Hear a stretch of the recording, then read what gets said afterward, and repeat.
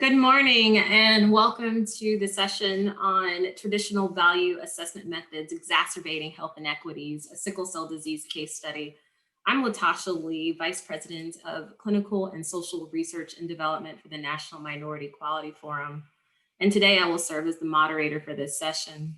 Before introducing our really amazing panelists, I want to give you a bit of background on some of the work that the NMQF has done on sickle cell disease.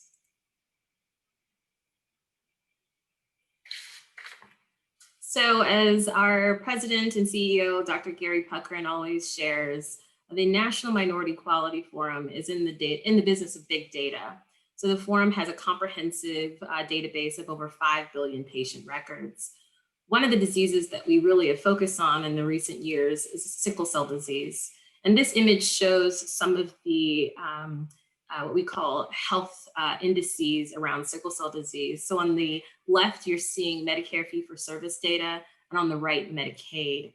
As you can see, there are particular areas within our nation where you see red or dark spots, and that's where you see large populations of individuals living with sickle cell disease.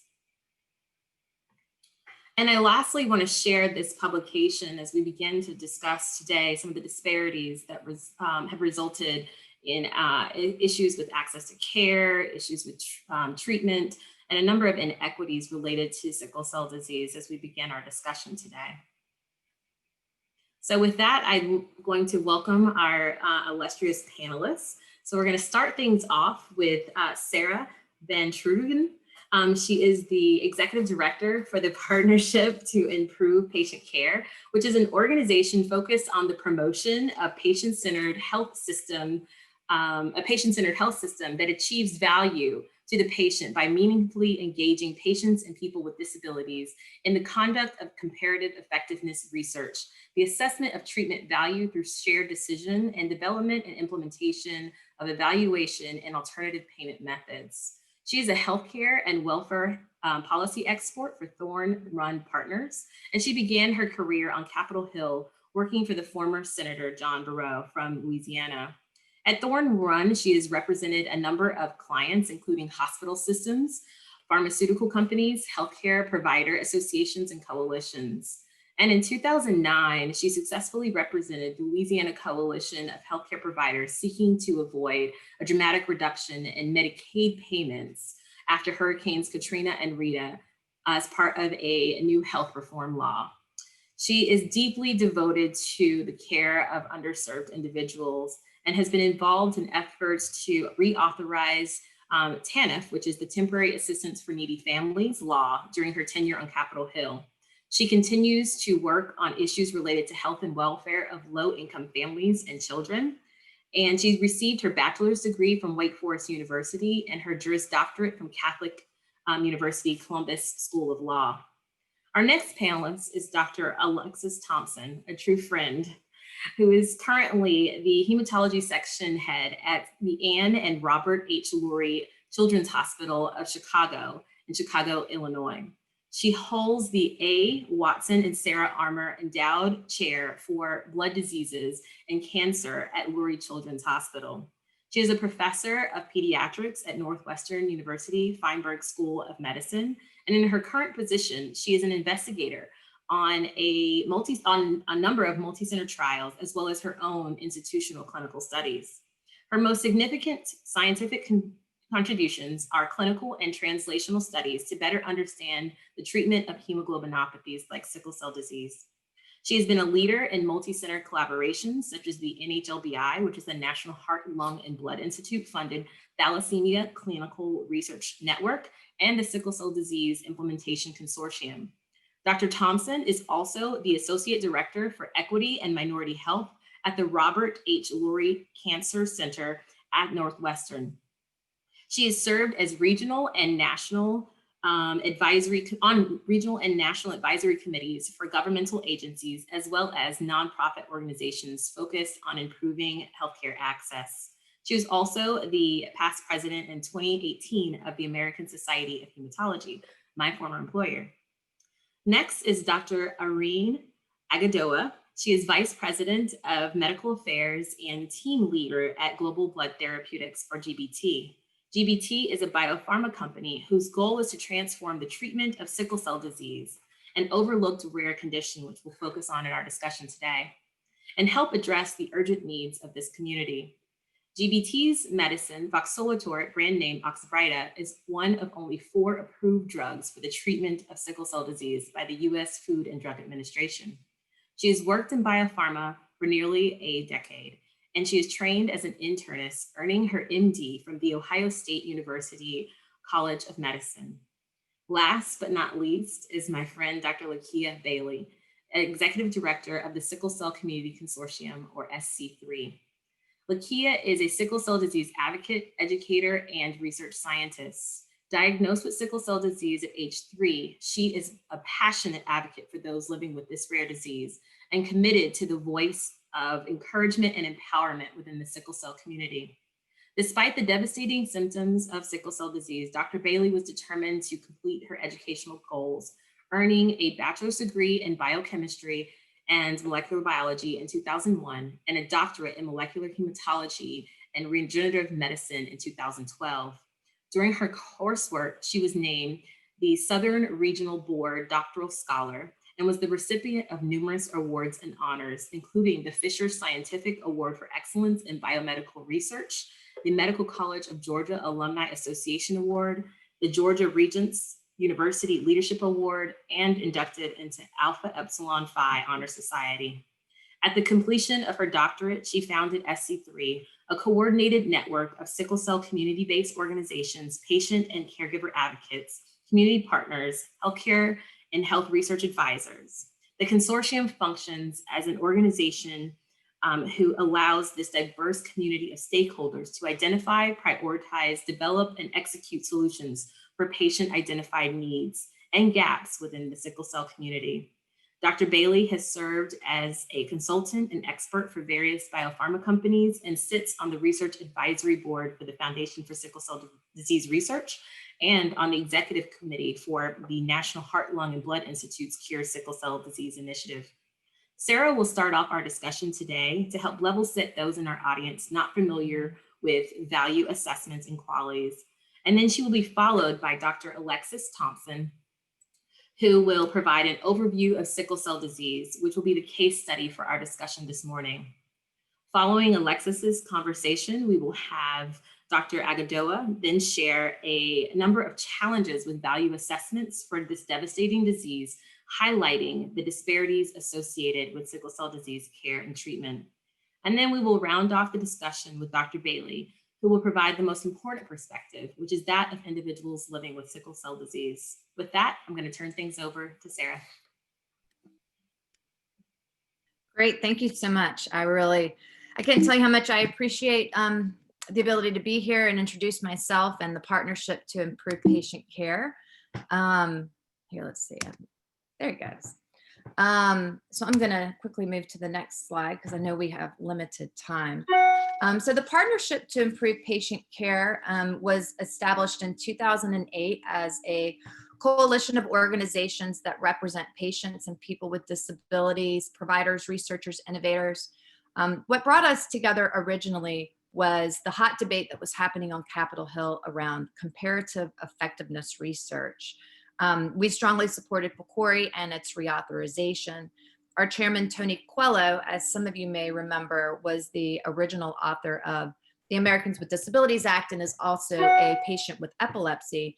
So he really came to that discussion with a very patient-centered view of how research was not necessarily capturing the questions that really matter to patients when they were making decisions. And included in the PCORI statute, which is what we're really going to be talking a lot about today, was a ban on the use of QALYs in Medicare. And so since since PCORI's creation, that issue has actually taken a bit of a front seat. And so my hope is to kind of provide the level set for this conversation in terms of describing what that means. So on this slide, it says, what are you worth? And so the quality adjusted life year is a number which theoretically represents the degree to which a drug or treatment extends and improves quality of life. The quality will assign a value to a human's life on a scale between 1 and 0, 0 being dead, 1 being perfect health. As you can see on this slide, that doesn't always play out because you also can have states worse than death, which is the number below a 0, where academics will say, well, this is a condition in which people would not want to live. A lot of times people with those conditions would argue otherwise. So the value assessment will say, if you're here at a 0.5, what is the incremental then improvement in your quality of life that then, and that is the basis for then a cost effectiveness assessment. So you may go from a 0.5 to a 0.7, but you will be disadvantaged if you're starting from that 0.5 or that 0.7. And if you are not someone who will get to a 1, so a person who is living with a disability or living with a chronic disease is less likely to achieve that 1. They're more likely to achieve a very small incremental improvement in their health with treatment, which then disadvantages them in the context of how we value treatments.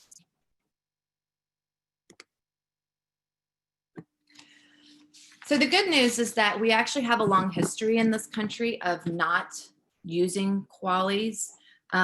Historically, we in 2010, actually, if you look at the statute that created PCORI, that was part of the Affordable Care Act, it explicitly stated that Medicare, the secretary under Medicare was not allowed to use QALYs to determine coverage, reimbursement, and incentive programs in Medicare. And we would argue that when the Affordable Care Act, or if the Affordable Care Act does come up for debate, that we actually should probably be considering how we can strengthen this protection. And it's interesting because this debate actually didn't start in 2010. A lot of people don't realize that the disability community was deeply engaged in advocacy against the use of QALYs as far back as 1973, when Section 504 of the Rehab Act was created. There was a provision included against discrimination in our healthcare system that was intended to preclude those kinds of metrics from becoming barriers to care. The Americans with Disabilities Act was then passed in 1990, again extending discrimination protections to programs and services offered by state and local governments. And then soon after the passage of the ADA, this issue came up very concretely when Oregon submitted a waiver to the secretary, which would have used the quality adjusted life year as the basis to determine their prioritized list of services. The secretary responded to that, rejected it, and said, no, you can't use QALYs because to do so would discriminate in terms of what you would or would not cover and how people access care. More recently, we've seen the National Council on Disability come out with a report that recommended enforcement against the QALY, basing that position on Section 504, 1557. They even went so far as to say that they would oppose importing the use of QALYs by referencing foreign prices.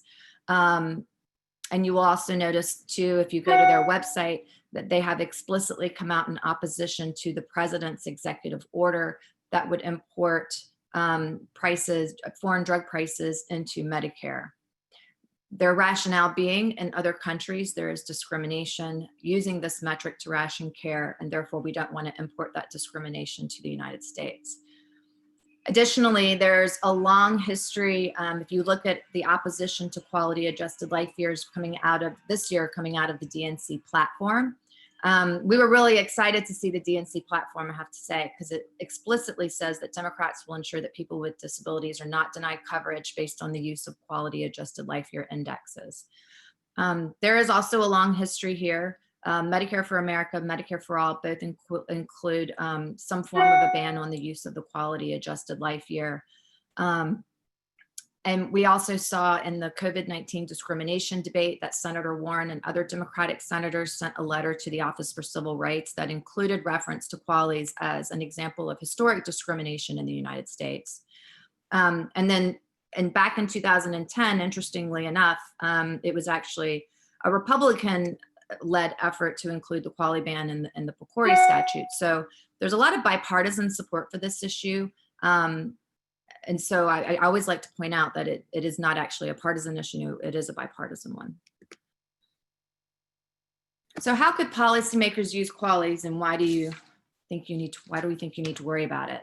There are two ways that policymakers have proposed to use the QALY. One is in reference to cost effectiveness or value in coverage reimbursement and utilization management. This was the issue that we were attempting to address in the Medicare, in the PCORI statute, which banned the use of QALYs in the Medicare program. The challenge is that private payers continue to use QALY-based assessments, particularly by groups like the Institute for Clinical and Economic Review, and their benefit design through their P&T committees, their pharmaceutical and therapeutic committees. We have always opposed using referencing these types of QALY-based value assessments in public programs.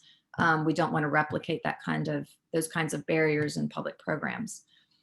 And then the other way that policymakers can use QALYs is in reference to foreign prices, which is often referred to as the most favored nation or international reference pricing rubric that would import QALYs from other countries.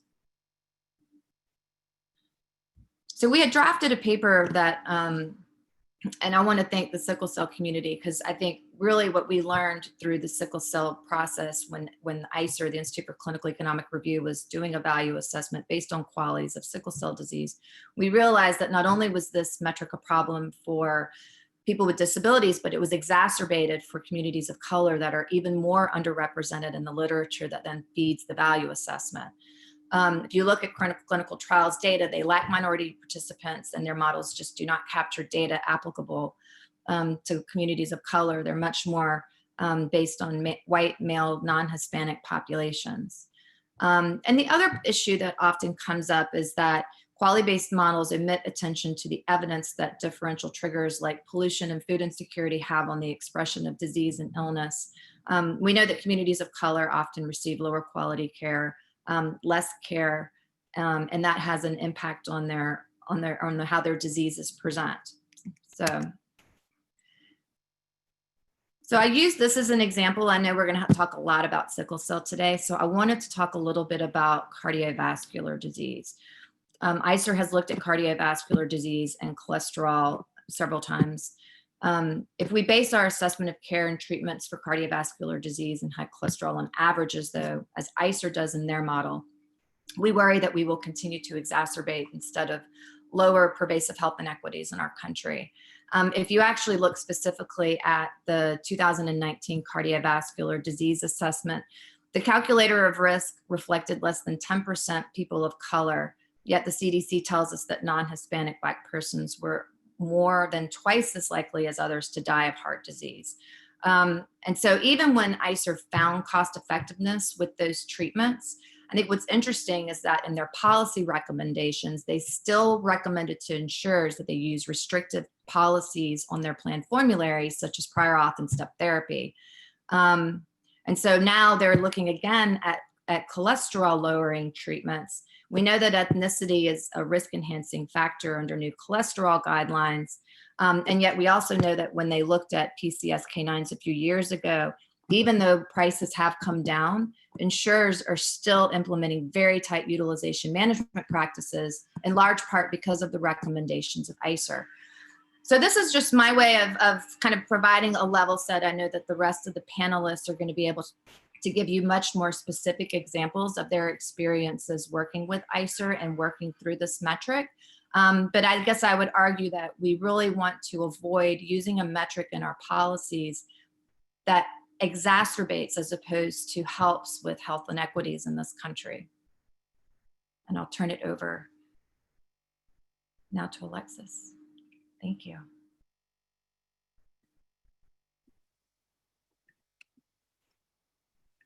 Thanks, Sarah.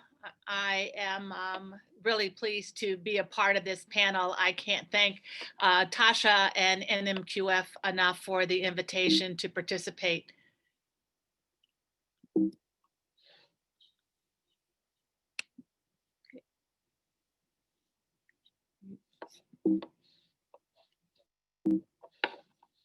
Just trying to get the slides to advance. There we go. So I'm actually, since we're framing this on sickle cell, and my apologies to those in the audience that are steeped in sickle cell disease. Some of us live and breathe this every day, and so some of this may be quite basic, but just to make sure that we're all on the same page.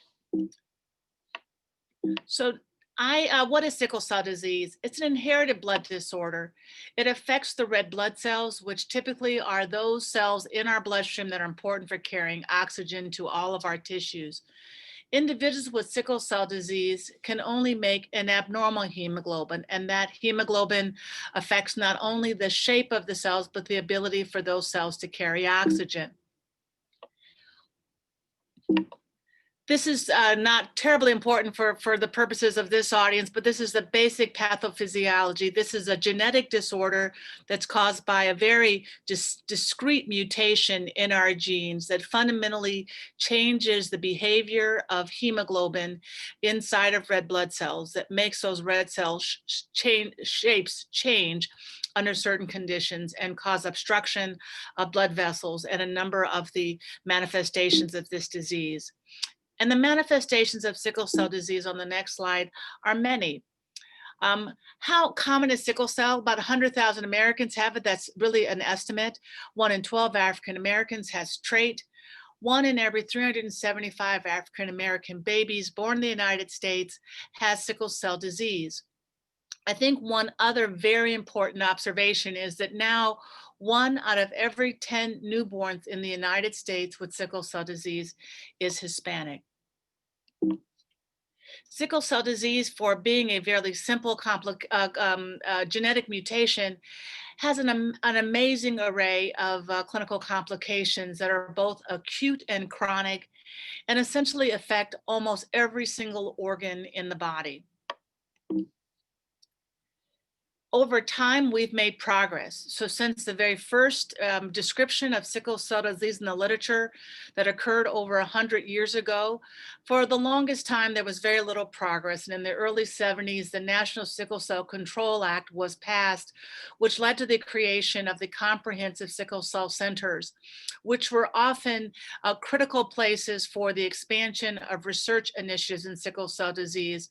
And as a consequence, led to a much steeper improvement in life expectancy related to not only the identification of children through newborn screening, but also the evidence base of the intervention of simply using penicillin after diagnosis to prevent infections.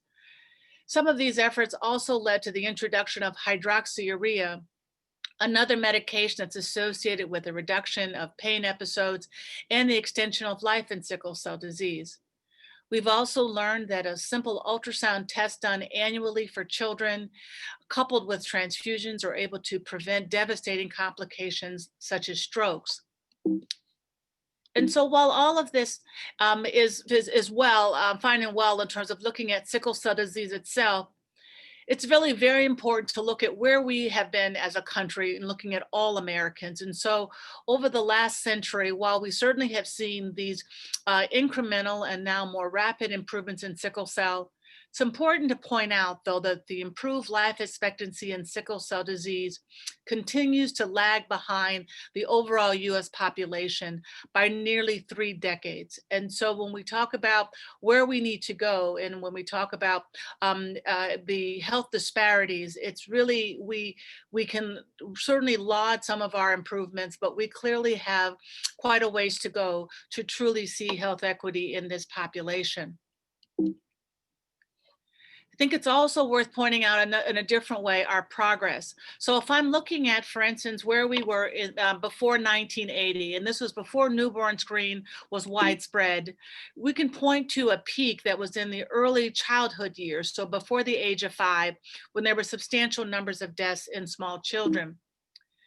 Over time, we began instituting a number of changes, and we're able to see really a complete elimination of that early peak in deaths in children.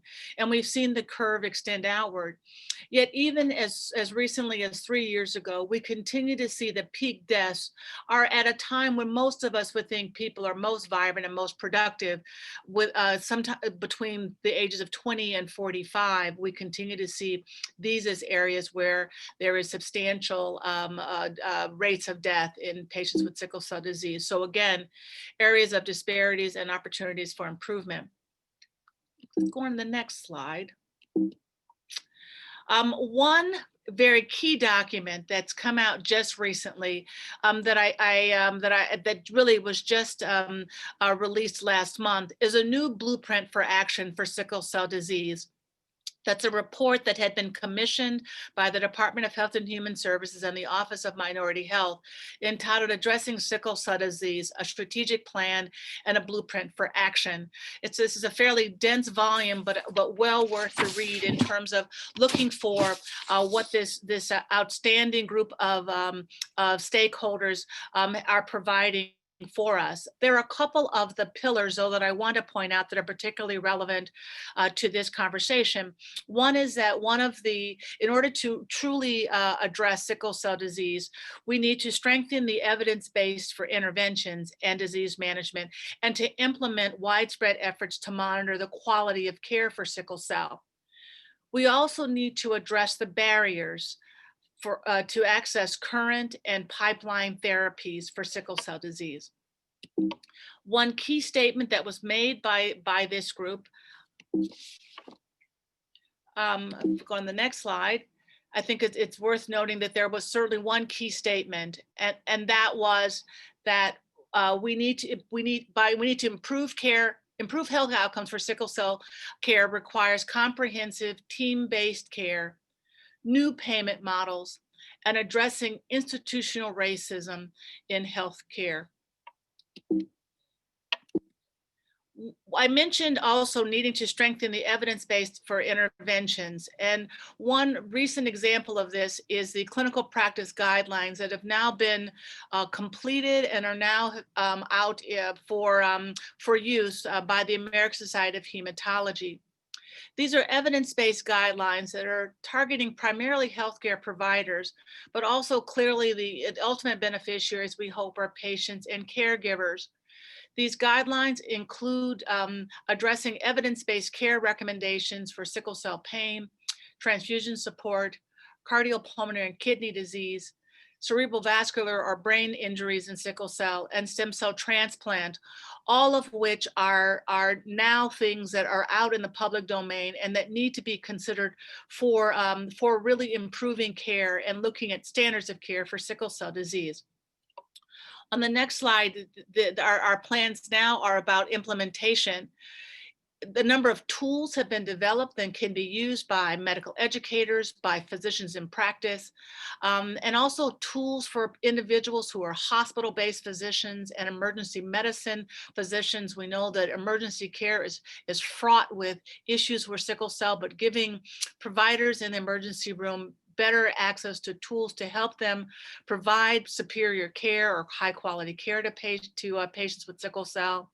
We also want to continue to empower the patient community by creating patient education materials, using lay language in collaboration with organizations like the Centers for Disease Control, providing stakeholder webinars, creating patient decision aids, any methods that we can to be sure that we can actually empower this community and to educate healthcare providers. Things like these practice guidelines also provide materials for advocacy, and the American Society of Hematology and others continue to advocate on Capitol Hill and also state houses on what should be the standards of care for sickle cell that are evidence-based. So on this next slide, these are a number of the treatment options. I've described some of them. Certainly penicillin, pain medications, hydration, and hydroxyurea are very well-established ways to help control this disease. Stem cell transplantation using a matched sibling donor as the donor for stem cells is now established and can be curative. Transfusions have also been ameliorative in sickle cell disease. But I think what is most noteworthy are these new disease-modifying therapies that are now coming onto the market, as well as new potential curative disease therapies such as gene therapy and gene editing. And so as these two options are coming online, again, looking at the full arc of this particular presentation, wanting to be sure that we are very thoughtful. And so on my final slide, the question that I pose, and it relates to Sarah's comments as well as the next two presentations. On my next slide, the question that we need to ask is, who determines, trying to get the next slide to come up. Sorry, Alexis, that was your last slide in my version. The next slide, the final slide really is, who and what determines the value of sickle cell therapies? How much is a sickle cell life worth? We know that patients, providers, industry, payers, and for that matter, society, all may have a role in making these kinds of decisions. But these various stakeholders may have colliding values, and they may reflect cultural and differences among these different groups. And so collectively, we need to be able to balance what is the answer for what do these different stakeholders contribute, but ultimately, how do we value the life of someone with sickle cell disease? So with that, I will thank you, and I hope that Irene and Dr. Bailey will continue to frame this conversation. Thank you. Irene? You should have control of the slides now. Thank you, Alexis. Good morning, everyone. And thank you to Latasha and the NMQF for inviting me to participate in this important discussion. Let's see. Trying to advance the slides, but it doesn't. I think maybe Sarah still has control because I'm only manually able to release. Okay. So I think Alexis left off with an important question in terms of how do we determine value for therapies in sickle cell disease, and also spoke to the fact that there's new disease modifying therapies. And so how do we assess value for those therapies applying traditional frameworks? I think that's an important challenge. So here we talk about that sickle cell disease as an area of high unmet need. This is a unique disease that affects primarily minority populations, and this has historically been an overlooked, underserved, and underrepresented population. Alexis spoke to the fact that sickle cell disease can affect almost every organ, and many patients suffer from multi-organ damage, which is the primary cause of death. And as well, all these complications in sickle cell disease lead to decreased quality of life. Complicating this further is the lack of access to quality healthcare services. And we know that there is a dearth of practicing physicians that have expertise in sickle cell, especially in the adult population, which leads to issues when patients transition from pediatric to adult care. And so overall, improving access to quality care is important for this population.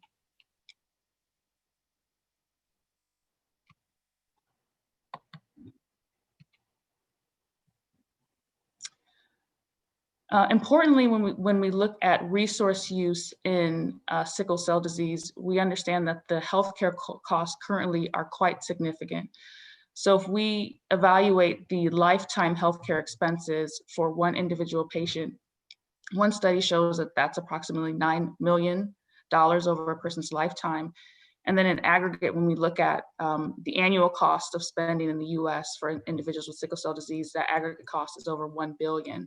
So thinking about where are the resources currently going for sickle cell, that's really on treatment as it relates to ER visits, as it relates to hospitalizations, but it's quite a significant amount of dollars being spent with really not adequate outcomes. And so how do we improve, I think, how we're spending these resources and improve overall outcomes for this population. Importantly, the burden is far beyond just healthcare resources and extends to other parts of the SCD community. So first, when we talk about annual healthcare costs and you look at an individual patient with complications, that individual can have healthcare costs close to $300,000 a year. Additionally, if you think about someone who's trying to work and the amount of time they spend trying to access healthcare, that can be 1 to 2 months a year, really just spent receiving services.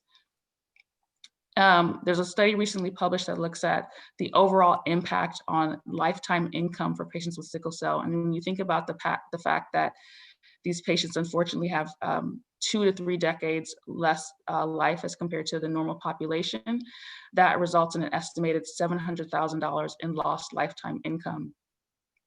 And the impacts for this population extend far beyond the individual patient, but when we also think about the caregivers impacted, the overall productivity loss in aggregate is substantial. So what is needed is certainly additional research and funding to help improve outcomes. And when we look at this one example, we see that there's disparity when you compare a disease like sickle cell to that of cystic fibrosis. And sickle cell disease, as Alexis mentioned, affects approximately 100,000 patients in the United States, while cystic fibrosis affects approximately 30,000 patients, and very different populations.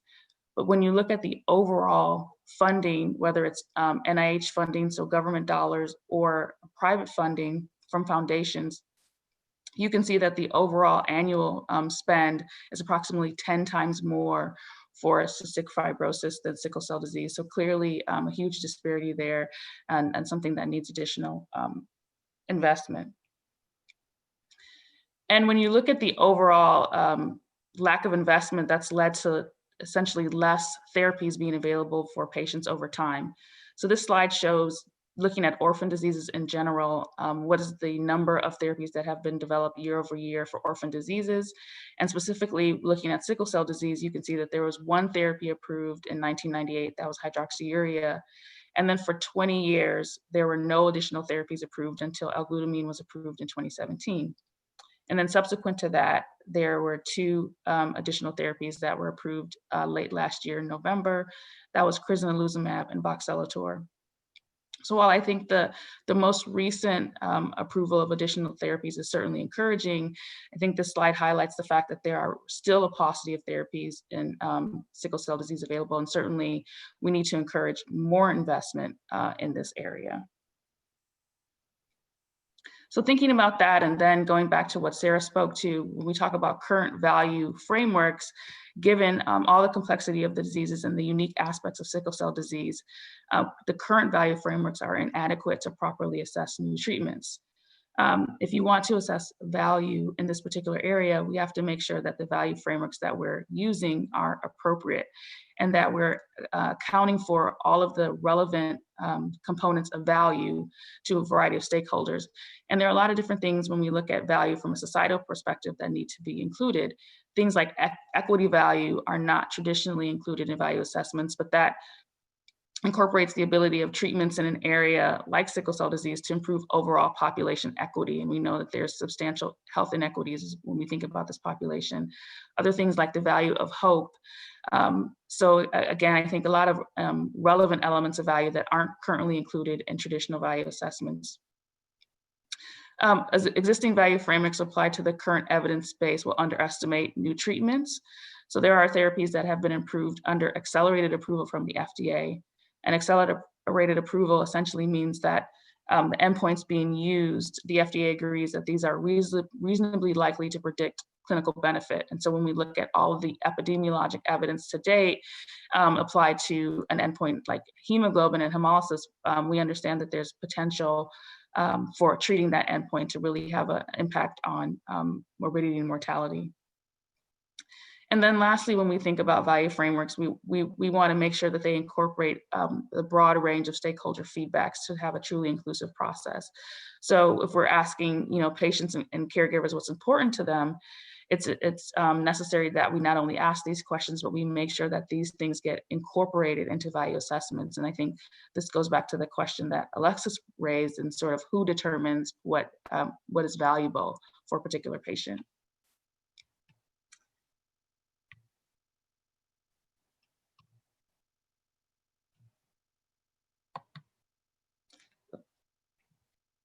Sorry, and finally, I think in aggregate, we believe that value assessments in sickle cell disease at this time are premature. Given the high and unmet need that's been spoken to, we are spending a large amount of healthcare dollars really for not ideal, for outcomes that aren't ideal. So we're spending, as I mentioned, over $1 billion a year for sickle cell disease, but not getting optimal outcomes. And we need to have the ability to assess whether these new therapies can make a difference and bend that curve. And so in this intermediate time, it's really necessary to conduct value assessments in sickle cell disease. Patients overall are more likely to be harmed by these assessments if they inaccurately characterize the value of novel therapies. Additionally, we need time to aggregate real-world data to inform how new therapies are impacting patients. And there's initiatives by various, I think, organizations, including the American Society of Hematology, to collect longitudinal disease data to inform the patient course and to assess how these therapies are impacting complications and morbidities, et cetera. But in advance of all that, I think it's sort of premature to have these value assessments, and the detrimental impact is inappropriate assessments could have a negative impact on access to therapies. And so if payers or other organizations are using sort of inadequate value assessments to determine whether or not patients get access to therapies, that certainly presents a problem, and we don't want to negatively impact access.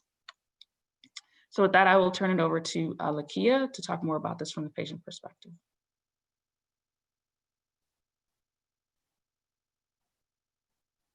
Thank you. Let's verify. There we are. Well, thank you. Thank you very much. I'm delighted to come in wrapping this up here. Because I think it's important to put the patient face to this discussion, because that is essentially who and what we are talking about. In all of this, in the discussion of ICERs, we are talking about the value of therapies. We're talking about the value of me. I am Dr. Lakia Bailey. I'm the Executive Director of the Sickle Cell Consortium, founder, and one of the founders and Executive Director. I have degrees in biochemistry and molecular biology, doctorates in molecular hematology and regenerative medicine. Essentially, I am a colossal nerd in so many ways. I love anime and comic books and have always wanted to go to space. Since that'll probably never happen, there's a really good chance that I can still maybe get an opportunity to learn how to fly a plane. I am also, in the midst of all of that, an adult living with sickle cell disease. I was not Irene, if diagnosed. you could release control, and then Lakia will be able to advance her slides. Sorry. I did. I don't have control. Neither do I. Okay, well, I'll advance for you. Just give me a cue. Okay, go ahead. I was not diagnosed at birth. I am in that age group, I'm 42. I was born in the late 70s. And so my parents did not know that they both carried the trait. And so my diagnosis was a surprise to them.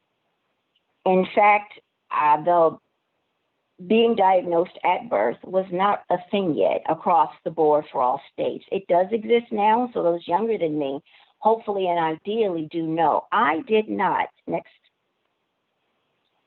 In fact, I was not diagnosed until I began having problems at age 3.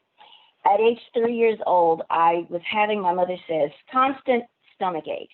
And she said I was too young to be in that much pain all the time.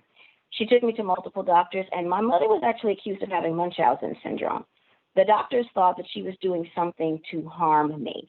And finally, she found a very talented physician who had recently graduated medical school. We're very grateful to Dr. Simpson, and had reset up his practice in Gary, Indiana. He had come back to Gary, Indiana, of all places, to set up his practice, and he recognized those symptoms. And that was really our first battle with access to care and getting a diagnosis. I began having sickling crises and events at age 5. My mother took me in for that very first hand-foot syndrome, and the it was the doctor told her, told her that I needed to go into the hospital. When I was diagnosed, previous slide still, but when I was diagnosed, I did not, she was told that I would never be sick. I'd probably never go into crisis, that it'd be fine. So by the time I turned 5 and then 7, you can go to the next slide, I had begun getting sick. She took me into that very first crisis and that very first hospitalization, and they said I needed to be admitted, and she thought they were joking because she'd been told I'd never be ill. Now we have so much more information about sickle cell, and we know that that is really not the case. Our battle, my battle with access to care, with treatments and therapies began right here. Fortunately, by the time I turned 7, we had moved again, and we found this fantastic physician, Dr. Talukian. Talukian and her husband were both physicians, and she was willing to contact Dr. Simpson and learn anything she needed to learn. I was actually on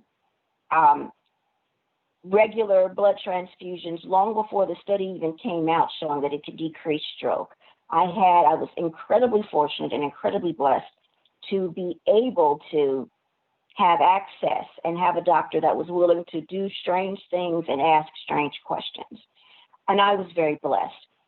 From here on out, however, in and out of hospitals, all the way through high school, next slide, and all the way to this point in my life, we were in and out of hospitals. We were in and out of treatments and therapies. I had moved to Georgia and met the fantastic Dr. Iris Buchanan, who was able to begin to interact with us and teach us the things that we needed to know about sickle cell disease. It is, however, here that we began to realize that there was nothing. There was nothing. As was mentioned a moment ago, hydroxyurea came about in the 1985, 86. And so we began that whole process of looking for treatments, of looking for drugs, of looking for access, 98 actually. And by the time I graduated high school in 96, there was still nothing. We lived, we were blood transfusions, IVs, and we died, an excruciating amount of pain. And then in 98, hydroxyurea came about as the first FDA approved. And I'd like us to take a moment to remember, those of you that may know and those of you that do not, sickle cell disease was identified over 100 years ago. It is the first disease to have its molecular basis known. Sickle cell disease is the foundation for major, major scientific achievements, including a Nobel Prize in chemistry. It is sickle cell disease that enables us to do a lot of the treatments and therapies. PCR, if you've ever been in a research lab, PCR came about because of our understanding of sickle cell disease. If you've ever wondered how we know and how we're able to do so much diagnosis in utero, sickle cell disease and the knowledge that we have for that, you can look all of these things up.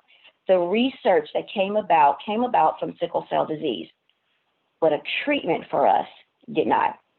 I've heard other patients say that we are asked to be a part of everyone's research study, but no one wants to treat our disease. And in 1998, we got our first option, hydroxyurea. It would be another decade before anything else came. A decade of in and out of hospitals, a decade of not everyone responding to hydroxyurea. Hydrea, I may make some physicians upset, some hematologists, although it goes against what we are often told, it is not the cochlear implant of sickle cell disease. It is not the cure-all. It does not work for everyone. I am not a responder. I still take it because fingers crossed, but I am not a responder to hydroxyurea. And then it would be a full decade. It would be a decade of trying to get through of college. It'd be a decade of working my way through this. And finally, next slide, finishing college. This one actually took me 5 years, not the typical 4, in and out of hospitalizations. This was the best photo that I could find, surrounded by family and my church family here. And this process was so much harder than it had to be. but it is the reality of those of us living with this disease, seeking care and finding very little. Very few who will offer us treatments and care. Very few hematologists are willing to treat sickle cell disease. Very few that know much of anything, including, although it's gotten better now, but at this point, this woman didn't have a doctor telling her about hydroxyurea. Next slide, please. I put this photo in here because at this point, I had gotten into graduate school. I am laying in this hospital bed surrounded by notebooks. There's actually 2 computers up in this photo. The nurses that would see me outside, I ran into a nurse outside of the hospital, sort of like running into your teacher when you're no longer in school in the grocery store. No clue who she was. She said, "You're the one always surrounded by all the books." And then I recognized, oh, she must be one of my nurses. Because this is the reality for so many of us. I'd like to take a moment to just mention that in sickle cell disease, we are all things that all people are. Amongst our community, you will find doctors and lawyers. You will find research scientists and teachers, a race car driver and a bodybuilder. I know people that do all things. And laying in this hospital bed, hydroxyurea was still the only FDA approved. It took another 10 years until L-glutamine in 2017. Next slide. And by that point, I had completed graduate school and had become Dr. Lakia Bailey. A very, very proud moment for me and my family. This woman and so many like her in this moment still only had hydroxyurea. When we talk about the value, when we are talking about it started with what are you worth? And when we started having this conversation, when you're discussing the value of therapy, we are discussing how much is this woman worth and how much are those just like her. Next slide. At some point, I met the phenomenal Tosin Ola. Tosin Ola is the individual who coined the phrase Sickle Cell Warriors, Inc. If you check the Google Analytics, it was not in use prior to Tosin. Tosin started Sickle Cell Warriors, Inc., and I came on board as her vice president and director of research. Young, very new to advocacy, fresh with a PhD, patting myself on the back. All right, let's do this. And we still had only hydroxyurea. Next slide. Together, we became these superheroes. This is a photo at ASH, and we became these superheroes of hematology, me and Tosin and so many just like us. In the sickle cell community, the majority of people running community-based organizations and these nonprofits have sickle cell or are raising a child with sickle cell. And soon I was able to be one of the founders of the Sickle Cell Community Consortium, and we began this process of being a champion. One of our meetings, 2017 rolled around, and we invited out in Emmaus, who met with patients and caregivers directly, because we finally, in a decade, we doubled the number of treatments of FDA approved to a whopping total of 2. Next slide, please. And we continued to push through, most of us continuing, and we lost so many. We lost so many champions and advocates along the way. And finally, 2019 came around. And in this one miraculous year, last year, may I point out, we doubled it again in over 100 years, in 110 years, to a total number of 4 FDA-approved therapies. This next slide. But this gets us into the value of what we are worth. It was November of 2019 that these 2 treatments came into play. And then it was January that ICER, the Institute of Clinical and Economic Review, put out their first report. Now, there's so much that we can say about this. and I'm going to go there. Any scientist worth their salt knows you do not form a conclusion of a study before you have the data. It had been 2 months, and the report was put out. Now, I am the patient that's living with sickle cell disease. I am the one that is out here dying and trying very hard to live with my community. And so I feel like that gives me maybe just a little bit of leeway to say the things that perhaps have not been said. ICER, in their attempt to define the value of my life, put out a report undervaluing just that in 2 months. In this length of time, we went from having these amazing treatments, and just full disclosure, I am on all 4 because I want to live, and so many like me do. I don't know how many people will be put in a position of being asked to define the value of their life. What are you worth? There has been an attempt with these QALYs, which has already been pointed out, have major bipartisan opposition and has been outruled. You cannot use QALYs in Medicaid, Medicare. You cannot use them for so many because, and I'm going to be very, very transparent here, they are at their heart discriminatory. And where we are with this, when we are asked what is the value of your worth, it is too soon. It is too soon. Therapeutic interventions should not be based on effectiveness, but it is entirely too soon to have the data to determine the effectiveness of these therapies. Was excited to partner with several other organizations, as you can see here, and we began this process of understanding. In the sickle cell community, there was a great deal of confusion. There was this false sense of urgency. Can you go to the next slide, please? And it became apparent that we needed to define QALYs and then ICER, what ICER is, and more specifically, what it is not. This is not a federal government agency. They are not affiliated with the FDA, does not have the authority to approve or deny drug access. Yet our community, and so when all of this came out, I took it upon myself. I felt like I needed a better understanding, and I reached out to other organizations and other disease groups who were battling, and I will say battling ICER.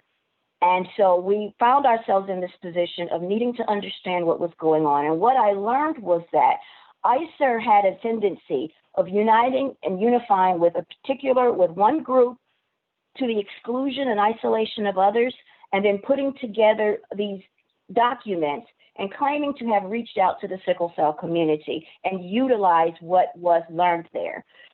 ICERs held their meeting with the sickle cell patient involvement in Boston in March, which to me identifies and sort of demonstrates a lack of understanding for this disease patient group in general. Next slide.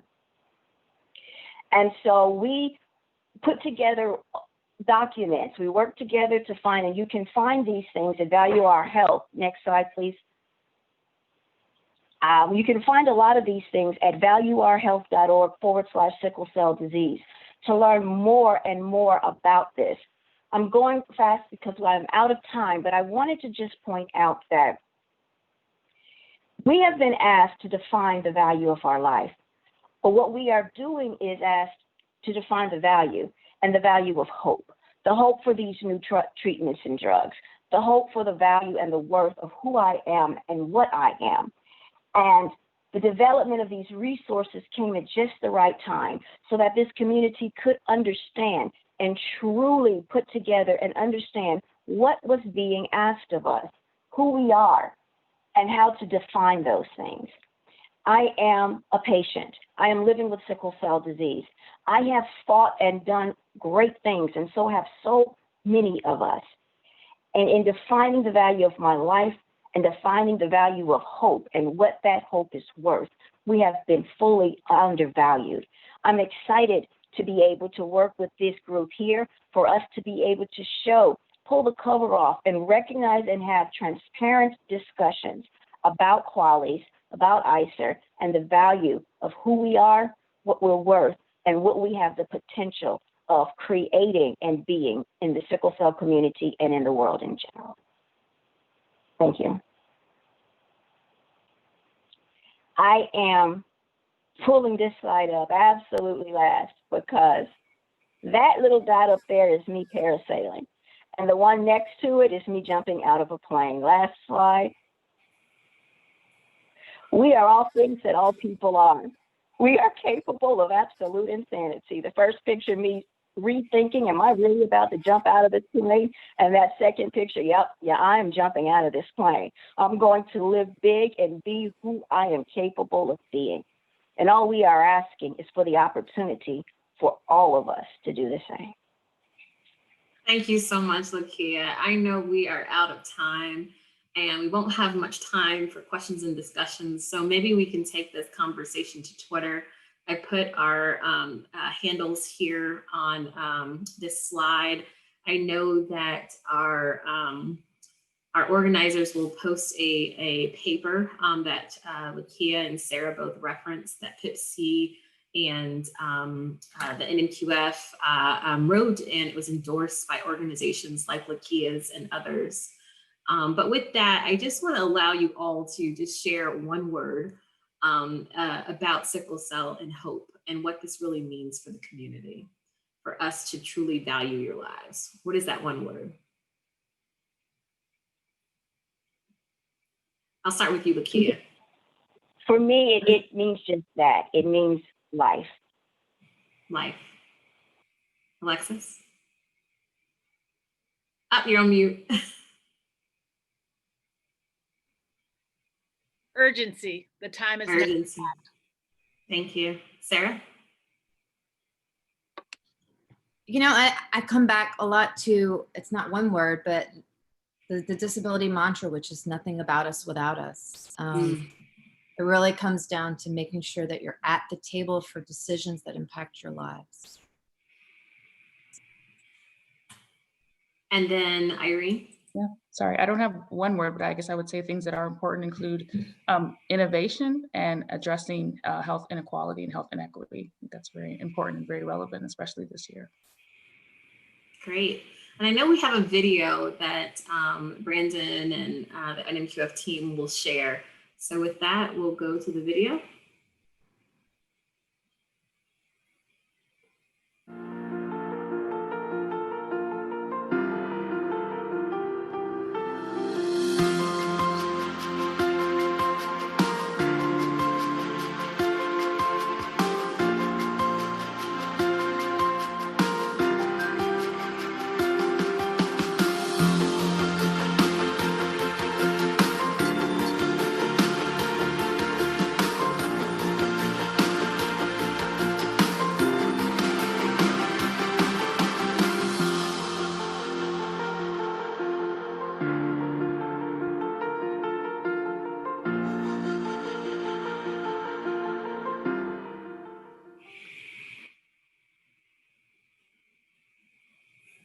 I want to take the time to thank GBT, our corporate sponsors of our roundtable, and all of those who support the National Minority Quality Forum. I thank you all for your time and attention today. Our next session will start at 11:15, and that's the cancer care in the community. And the link is in the chat feature. We actually didn't have any questions from our audience. That means everyone covered everything successfully, and hopefully they'll follow us all on Twitter. So with that, thank you all, and thank you for joining us this morning. Thank you. Thank you so much. Inspired.